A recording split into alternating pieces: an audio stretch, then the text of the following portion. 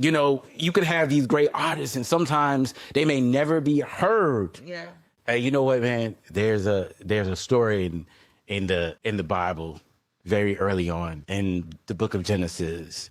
There are two trees in the garden, the tree of life and the tree of good and evil. And however you want to understand the story, I think it speaks to this. But they chose to eat from the tree of good and evil instead of the tree of life.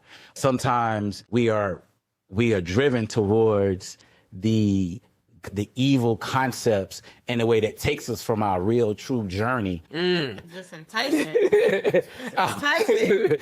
I oftentimes tell people when they come in my office, like single women, I'll tell them in a minute, I was like, your problem is you're like that broccoli. You're like that superfood that's on that aisle that nobody goes down. Mm-hmm. And so they go into the junk food aisle. And so many of us get enticed to go to the junk food aisle, the processed stuff. But the real stuff, we don't get to. So, you could have these great artists and sometimes they may never be heard. Yeah.